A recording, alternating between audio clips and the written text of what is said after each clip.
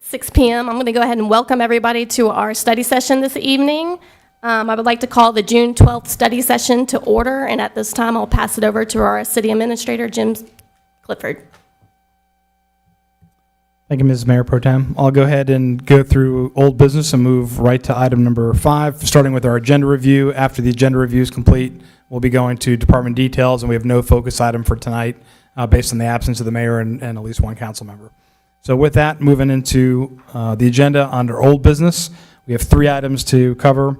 The first under planning and development, ordinance number 2023-11, amending Article 13, signs of the North Augusta Development Code, Chapter 18 of the City of North Augusta, South Carolina Code of Ordinances, second reading. So there are no changes to this ordinance based on feedback from council. And again, this was based on recommendation of the planning director and understanding that we've got a development code rewrite going on, but this was to get this in front of that. And so there really hadn't been, to my understanding, any kind of problems with the ordinance with the council, and was unanimously voted on the first reading. So barring any questions you have, I'll be moving on to the next item. Okay, moving to item number 6.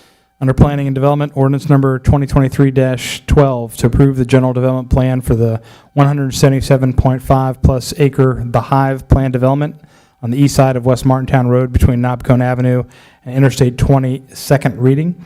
Understand there was a lot of rigorous debate about this ordinance, and we had a lot of citizen input regarding the connection to Pinnon Road, understanding that it's not as actually what's going to be voted upon here, that the Pinnon Road connection is not part of what is before you for consideration. What is before you for consideration was allowing them to move townhomes into a different part of the development and to put, flop those essentially with single-family residences and to consider buffers. Mr. Paradise behind me has informed me that he's looking at likely a 25-foot buffer there on the south end of the project based on the approved PD as it is. And so ultimately that's likely what's going to be going forward based on what he can work out with the developer. So understand there was a lot of comment and discussion about this, but a lot of that comment and discussion wasn't actually centered on the item that was before the council for your consideration. Again, what you're approving through this is the ability for the developer to move pieces within the development to other parts of the development and vice versa. And so ultimately that's the big change that's before you. And if you have any specific questions, I'll be happy to take them, or maybe Mr. Paradise if you have them. Mr. Paradise, the buffer, is that more on the smaller side or the larger side, or give us a little briefing on that real fast if you don't mind.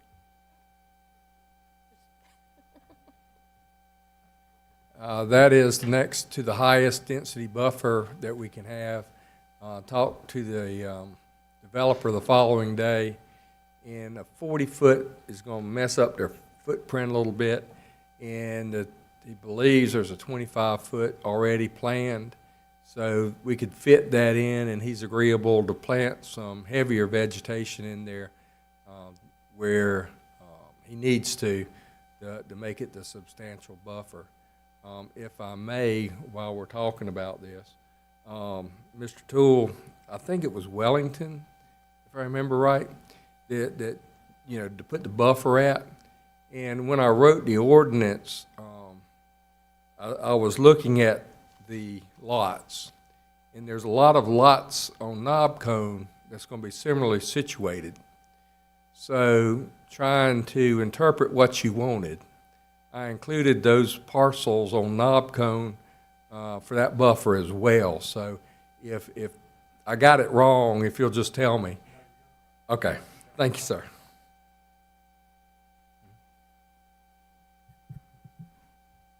All right, moving to item number 7, under Public Safety, ordinance number 2023-13, ordinance establishing a procedure for the provision of record services by commercial record and towing businesses within the city limits, second reading.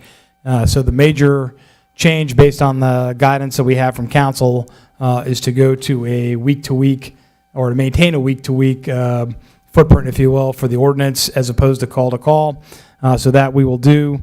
And we are going to maintain the South Carolina statute requirements, which is written into the ordinance. I know there was some debate about, federal DOT guidelines, and I went back and looked at those versus the state of South Carolina. I think we're well within our requirements and based on the way that the State Highway Patrol has theirs written, also based on South Carolina code, that is the proper interpretation for us to move forward with our ordinance.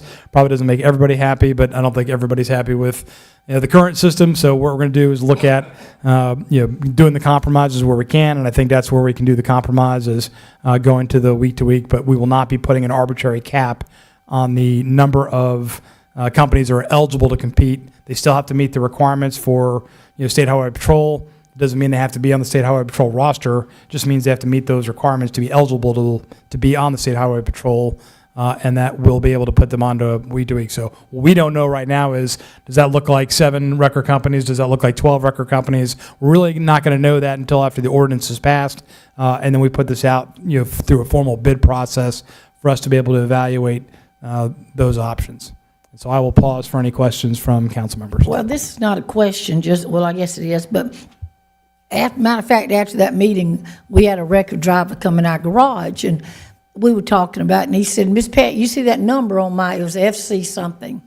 And he said that is a federal number, that they do require $1 million policy. Now, I wonder why the state patrol wouldn't require that.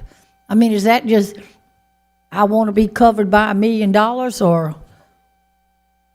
I mean, looks like that would be better, because some of these cars nowadays are $700,000. Councilwoman, as a matter of precedent, what the city of North Augusta typically tucks under is South Carolina law. So when we draft our ordinances, and I'll defer to Kelly if there's any variances from that, but essentially, we try to make sure we're following the state agencies and the state laws. Not saying that if we went to a federal law that we wouldn't be in compliance with the state, but in general, we try to meet the state requirements and not add other federal requirements on there if not actually required. But Kelly, if that's accurate or not accurate, please. I think that's accurate. And the other thing I would just point out, what we're attempting to do is open this up to as many people as qualify. And I think that the intent of trying to raise that figure was to eliminate some people.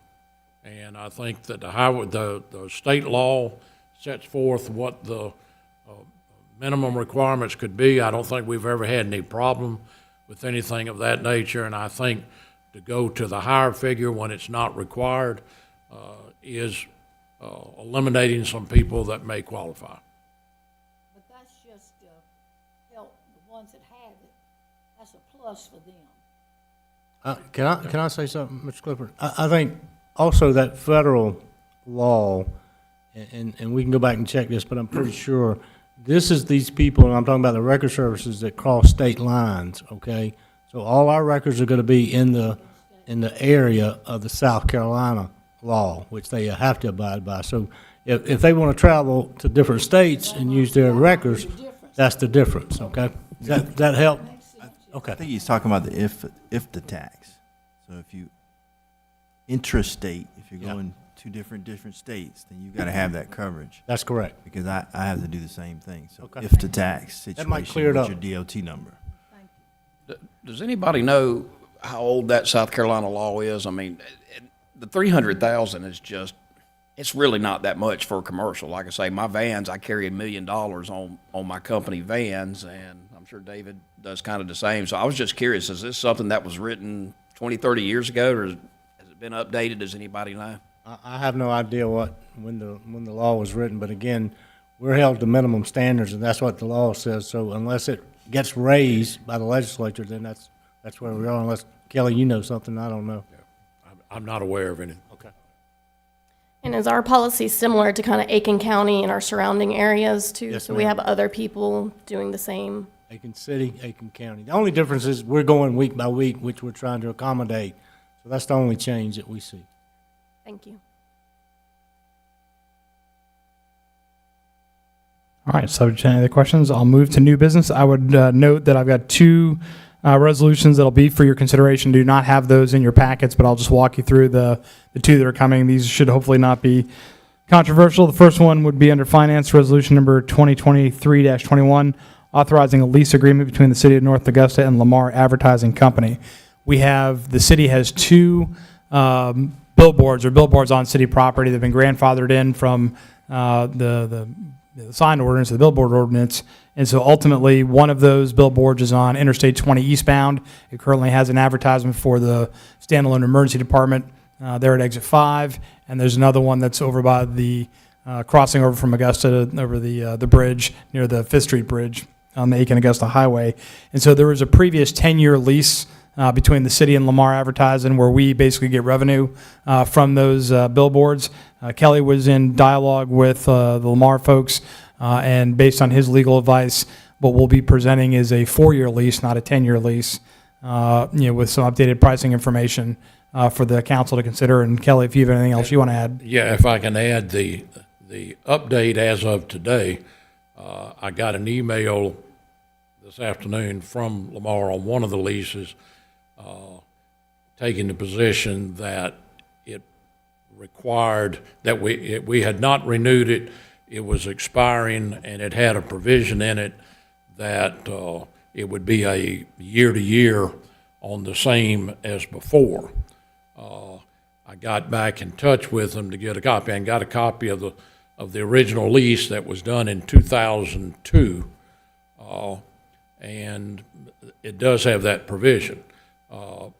Looking at the other one and thinking that it is, I didn't get a chance to call you and talk to you. I'm going to suggest that we remove these. We do not renew them.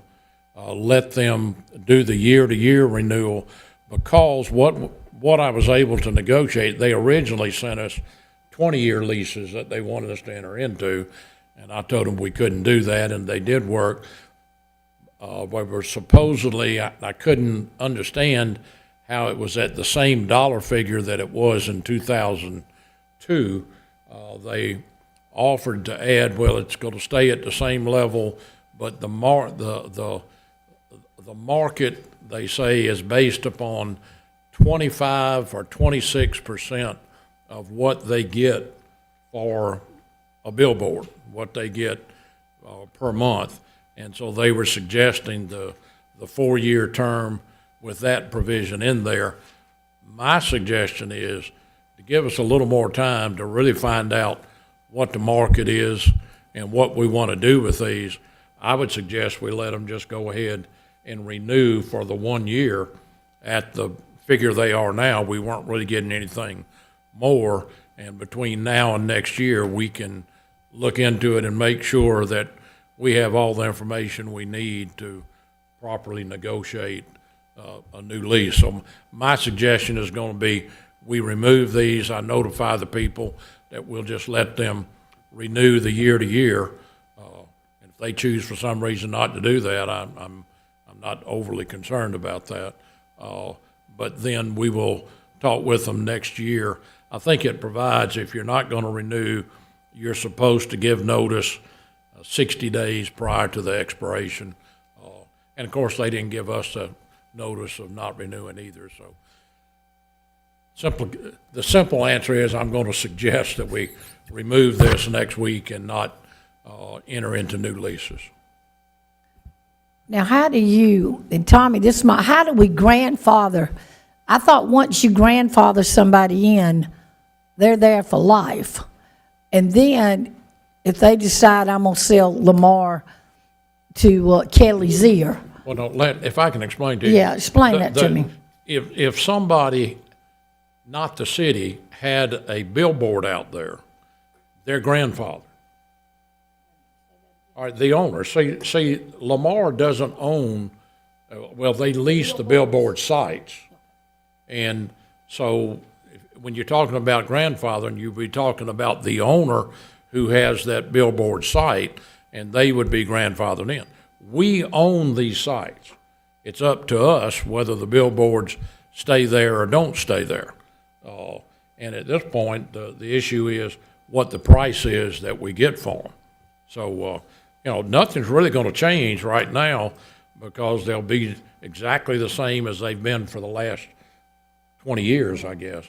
And this time next year, we will have a good idea of exactly what we want to do and know what the market is. Next year, they got to be gone. Well, I mean, that's mean, that's that's another issue. Okay, that's, So, and you know, if they've got to be gone, then what we're saying is we're not going to lease you the property anymore. So you don't pay us any more money, and that's the end of that. But that's something for another day to discuss. I would say also based on the location and certainly of the I-20 property, Councilwoman, there's not a lot of other usages for that space. It's not necessarily property that's currently being looked at for development, and ultimately we get passive income just for, letting them put their stuff there. So it's a pretty financially, it's a good setup for the city as a revenue generator. And I will tell you, on that sign, I was surprised that they claim they have a hard time selling one side of that billboard. I'm not sure which way it is. And I mean, we may decide that the city wants to do advertising on one side, and that could be part of negotiations, so. now, do we have any say what goes on it? I mean, there's one in Augusta that says adult X market, so-and-so. I mean, can we say we do not want that on our billboard I sign? don't think we really can. Have a I say. think that, it has to meet certain requirements, can't be obscene, but advertise what's legal. So we need to renew for 1 year. Yeah. And then evaluate financially if it's worth keeping the billboards up or not. Okay. Yeah. Sea Rock City. Yes, see Rock City. So based on that discussion, then we'll remove that resolution and actually move that resolution number down to the next one, which is resolution number 2023-22, acceptance of a quitclaim deed from Aiken County Forfeited Land Commission. And Kelly is most likely able to talk this more intelligently, but I'll take a stab at it initially, which is that there is a derelict property that's near the North Augusta Gardens, I believe. And so that property has been a bit of an eyesore, and we've had citizen complaints in the neighborhood about the condition of that property. That property has gone to the Aiken County tax sale and was foreclosed upon, and as real property went to Aiken County. They have given us the opportunity to accept that as a quitclaim deed, and Tom Zeser has a plan to essentially remove the building from the property and make that in a better space for us to potentially sell, or at whatever discretion the council has, because it becomes city property at that point in time. Kelly, I'll turn it over to you if there's anything Yeah, else. that's basically it. Tom had told me that this was on the list for demolition. I think somewhere in the range of $2,000, you were thinking maybe the cost might be. And what we could do is we put that back on the tax bill. Well, wasn't going to do us any good to put it on the tax bill because the people weren't going to pay and it was going to go to sale. And we felt like if we were going to do this, we'd have a better chance to recoup our funds if we owned the property and then could control selling it later. And the county cooperated with us. It was in the Forfeited Land Commission for the county, and that's the deed we have from them. But hopefully I'm correct in saying, as with anything with real property, that's a council decision on whether or not we would sell that property, hold that property. After we are able to remove the derelict building, that would be a separate council discussion. So if they accept the deed, that allows us to move forward on basically the demolition activities for the building, and there would probably be a subsequent or separate action for the council to consider if we were trying to sell that property. Is it a house or what is it? Like, I know how you get in North Augusta Gardens. Whereabouts is it? It's on a corner lot, and I believe it's a house. The one on Plank. Well, Chief Thomas, listen here. That might be a little substation over there. It might help some of that area. Police substation.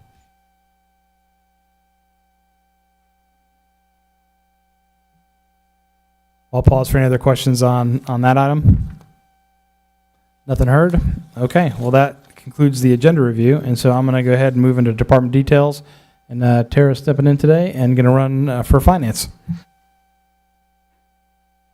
Hello, everyone. So for finance department, cycle 2 due date is next Monday, June 19th. Cycle 1 disconnect is going to be next Tuesday and Wednesday. That's the 20th and 21st. And then our office will be closing on Wednesday at 12, so we can attend the employee appreciation event. But that's all I've got for this evening. Thank you. Next up, James with Public Services. Good evening. The update on the Bluff Avenue streetscape project, utility staff has been inspecting water mains and wastewater mains along that segment where the contractor's working. Utilities has discovered a couple of defective wastewater main pipes that are under the asphalt area, and they're going to be repaired within the next couple of weeks in conjunction with the contractor when he closes Bluff Avenue for some work he's got to do around west. We will upload that information onto the website and get it posted on social media on the shutdown times and notify the public of that. Moving forward, staff completed the data tables for the water quality information that was submitted to South Carolina DHEC this past week. It's the 2022 water quality drinking water report that'll be distributed to all our customers.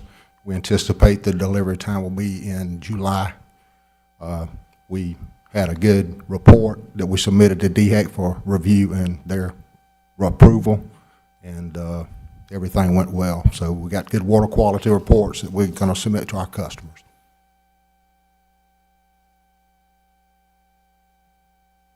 Thank you, James. Next up, under P&D, Tommy Paradise. We will have the Planning Commission meeting next Wednesday week, and we would anticipate out of that meeting, if everything goes as scheduled and we don't have a bump, referral to City Council from the Development Code. Next up, Chief Thomas, Public Safety. Just two things tonight. June 21st at 3 o'clock at the Public Safety Hut, we'll have a pinning ceremony for our recently people that were promoted. We haven't had a pinning ceremony in quite some time because of COVID, and it's just kind of catching up on all those promotions. So inviting council and the staff who want to come on that particular day. Very proud of those individuals. And then we're still waiting on that SRO grant that I told you about in the leadership conference that we had a couple of weeks ago. So hopefully mid-June, and I think we're in mid-June, so we're anticipating hearing that pretty quickly. Hopefully this week. So we'll keep you posted. Thank you. Next up, Rick from PRT.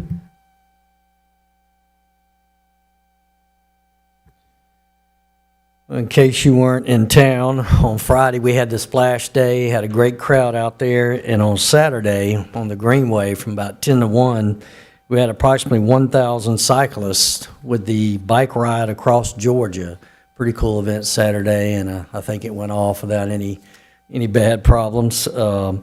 We have a busy week at Riverview Park this week. We are hosting American Legion Baseball on Monday, Thursday, American Legion Softball on Tuesday, the South Carolina Parks Recreation Society Athletic Programs District Girls Fast Pitch Softball Tournament, Monday through Thursday, and the South Carolina RBI Baseball Tournament Friday and Saturday. This week at the Riverview Park Activity Center, we are hosting the True North Church cross-training basketball, soccer, and cheerleading camp, and they have set a record today with 325 campers, so we're quite busy out there. And today marks the 3 weeks away from the 23 Nike Peach Jam. Any questions? Rick, Yes. boat dock status. I know we got some bids and stuff, so Yes. could you? I would say the next study session would be probably when we would address that. Next up, Tom Caesar from Engineering and Public Works. Also related to the Bluff Avenue streetscape, depending on which way you arrived tonight, you might have noticed some excavation work going on the corner of West and Bluff Avenue. That is the streetscape contractor. They have, due to some delays with some conflicts further down the road, they've sort of leapfrogged ahead to do all they can, so they've moved up to the corner here and will be essentially working backwards down Bluff Avenue. They'll be, at this intersection, they'll be putting in brick pavers, basically just like we have going up West Avenue. So should really clean up that corner here in the next couple weeks. Also, we have awarded a contract to a flagpole vendor for the new municipal center flagpoles that'll be located pretty much directly behind you on the plaza out front. And so we anticipate those poles will likely be installed within the next 2 weeks. Streets and Drains has already started with some site prep out there, getting ready for those poles to arrive. Just have one quick question. This is actually from Mayor Williams, but there's been some cones on Woodlawn Lake and Woodlawn right there. Do you know where that? Do you know what's going on currently on the road there? Yeah, we have experienced a pretty significant slope failure at that location, and we have engaged an engineering consultant to help us come up with a solution to that problem. It's going to be a very significant construction project when we do figure out what to do. But right now, yes, we have a storm drain that is exposed. It's lost all its earth support, and there is a potential that it could collapse and take a portion of at least the sidewalk with it, and that's why that sidewalk has been closed to pedestrians. Hey, Tom, real quick. I noticed on the way in, coming down Buena Vista or Riverside the other day, it looks like the concrete bases have been poured for the new bridge. Is that correct, or is there still some more work they've got to do for the bridge? That's correct. The bases have been installed. The contractor has to do some, part of that project was to do some stabilization of the creek banks on each side. So he needs to accomplish that work before he can physically set the bridge. So that, again, that work is also scheduled to be accomplished over the next 2 to 3 weeks. Next up, Kayla Ferguson from HR.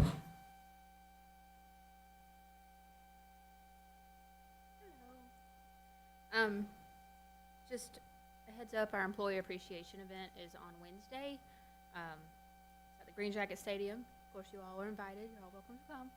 We do have the trolley running that day, so you can park here. You can park at where the bridge is currently sitting.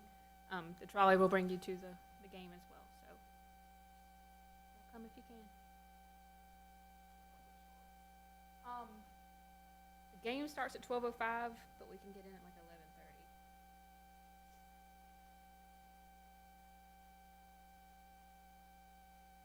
11:30. Before I turn it back over to our Mayor Pro Tem, I just take a point of personal privilege and appreciate the Post and Courier publishing an article recently this week about the passing of our longtime North Augusta resident, Don Ramblin' Rhodes, historian, author, journalist, and certainly a force of personality here in North Augusta.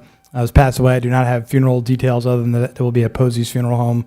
But he was a big voice for North Augusta and leaves a big hole here in the community. Sorry to hear about his passing. And with that, I'll turn it over to you. All right. Anybody council have any comments for the end of the night? No, I was just going to say, yeah, Don was in here, I think it was maybe 2-3 years ago, Kevin, and he brought us all a history book in North Augusta. I still have it. I've still got it. I saw it the other day. I hate to hear that about him. Nice man. When you find out funeral arrangements, can you pass it along? I will certainly pass that to the council. Thank you. All right, I only have 3 things to end for tonight. I just wanted to take a minute and congratulate all the graduates this past week. We had a bunch of graduates throughout the entire city, so we just wanted to congratulate them, wish them a fun and safe summer and a lot of success. And then we also have Third Thursday coming up with North Augusta 4 downtown. That's going to be a rock hunt and live music. And then the Cultural Arts Music in the Park is also having a concert at 7 p.m. at Maud Edenfield Park. With that. A rock hunt. So a rock hunt is where probably a lot of people paint a bunch of rocks and you go find them and you hide them somewhere and then the kids find them again and they hide them somewhere else again. It's a good event if you have little children. All right. With that, I will adjourn the meeting.